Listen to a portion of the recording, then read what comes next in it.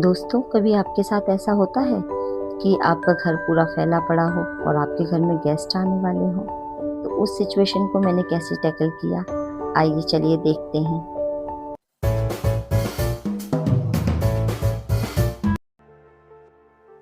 Hello everyone, how are you all? Hope you all are good. Now today I am very happy because आज मेरी sister in law आने वाली थी। जब मैं स्कूल से आई तो मुझे पता चला कि आज मेरी सिस्टर इन लॉ घर पर आने वाली है कुछ टाइम के लिए। तो मुझे बहुत खुशी हो रही थी। तो मैं जब आई तो मैंने सबसे पहले अपने कपड़े चेंज किए, अपने लिए चाय बनाई ताकि मैं थोड़ा सा रिफ़्रेश हो जाऊं, और फिर अपने घर की मैंने कंडीशन देखी तो कुछ ज़्यादा ही क्रिटिकल थी।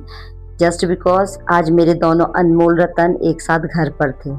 जब गाइज ये दोनों अकेले अकेले घर पर होते हैं ना, तो घर मेरा बहुत अच्छा होता है, नीट एंड क्लीन रहता है एकदम। लेकिन आज ये दोनों घर पर थे तो देखिए घर की हालत कितनी ज़्यादा सीरियस कर दी थी इन लोगों ने।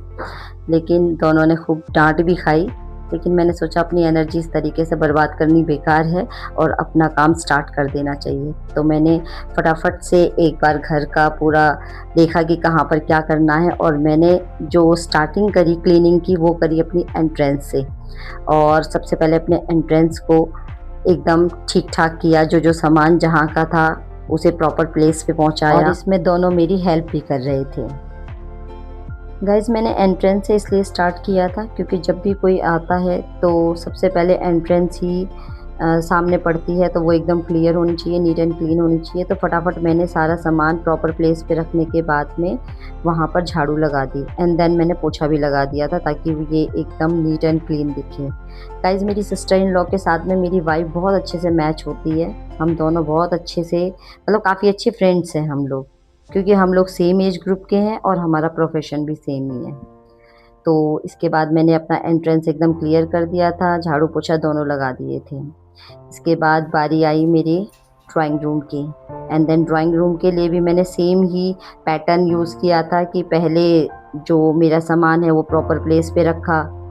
सबसे पहले तो मैंने बेडशीट और सोफ़े को ठीक किया था, क्योंकि ये दोनों चीज़ें ठीक हो जाती हैं तो अच्छा लगता है। गाइज़, ये देखिए, ये जो है मेरा एक्चुअली सोफ़ा क्या है, ये एक तरीके का मैट्रेस है, जिसे हम सोफ़ा कम बेड भी कह सकते हैं। ठीक है, तो जब कोई ज़्यादा जने आ जाते हैं तो हम इसका यूज़ कर लेते हैं, खोल लेते हैं, तो आराम से बैठ के सारे एक साथ में बातें कर पाते हैं। फिर मैंने बेड ठीक किया, सोफ़ा अपना ठीक किया, उस पर एक्चुअली मैं बेडशीट बिछाती हूँ, मुझे ज़्यादा अच्छा लगता है सोफ़े कवर से वो।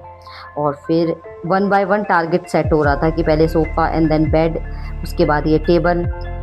सारा सामान जो है पूरे घर का यहीं पर आ जाता है। जब ये बैठे रहते हैं ना तो एक के बाद एक वहीं पर ही सामान रखते रहते हैं। मैं यहाँ से उठा रही थी, उसके बाद में वो लोग सामान रखते जा रहे थे आगे।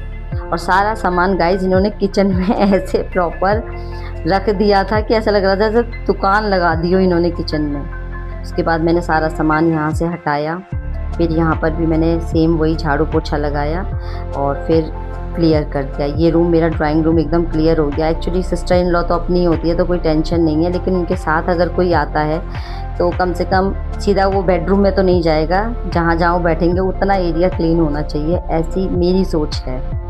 गाइज़, मुझे ये लग रहा था कि मेरी सिस्टर इन लॉ जब घर आएँ तो हम लोग आराम से बैठ के बातें कर सकें, ना कि घर के कामों में लगे रहें। देखिए गाइज़, मेरे किचन की हालत इन्होंने बिल्कुल ऐसे, मतलब इतना फैला दिया था, जो मैं पकड़ा रही थी वो सब किचन में ला कर के रख रहे थे। फिर मैंने वन बाय वन सारा सामान प्रॉपर प्लेस पे करा, सिंक तो मेरा फुल था। उसके बाद में गाइस ठीक है, क्या कर सकते हैं, करना तो था ही। फिर फटाफट मैंने अपना बेडरूम क्लियर किया, उसका जो सामान था सारा प्रॉपर प्लेस पे रखा। कुछ मेरे बच्चों ने भी किया था। ये देखिए गाइस, ये चार्ट पेपर है जो मेरे बेटे ने बना रखा है, बट इसको पूरा कंप्लीट नहीं किया है। ठीक है, अब वो उसको कहीं साइड में भी नहीं रखने देता, मम्मी ये फोल्ड हो जाएगा। चलो ठीक है, उसको साइड में बेड पर ही रखा जा रहा था, लेकिन अब मैंने रख दिया। उसके बाद फिर मैंने फटाफट बेड क्लियर किया, अपना झाड़ू वाड़ू लगाई।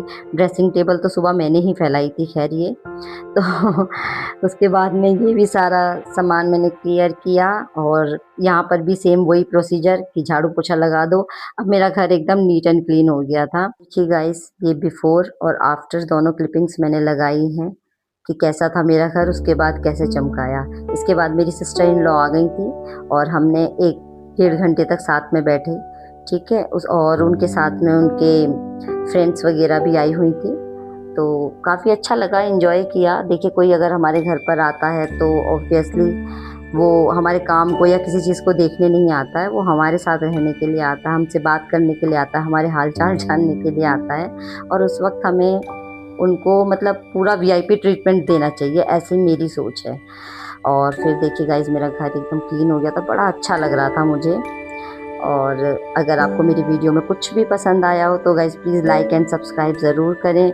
बहुत खुशी होती है अगर कोई हमें लाइक करता है या सब्सक्राइब करता है या कमेंट करता है। मेरे पास एक कमेंट आया था, मुझे बहुत खुशी हुई। Thank you for watching. और इसके बाद में गाइस जब वो चले गए थे, मैंने बोला था उनसे कि रात को वहीं यहीं रुकें, बट वे नहीं रुकी थी। वो 1 घंटे के लिए आई थी और उसके बाद फिर वो चली गई थी। 1 डेढ़ घंटे के बाद वो चली गई थी। फिर हमने शाम का अपना रूटीन स्टार्ट कर दिया, फटाफट बैंगन की सब्ज़ी बनाई और पराठे सेके। गाइस मेरा बेटा रोटी नहीं खाता यार, पराठे ही खाता है, पता नहीं क्यों? क्या आप लोगों के साथ भी ऐसा होता है कि अगर उसे मैं रोटी दूँ तो वो खाता है बट कम खाता है, पता नहीं क्यों?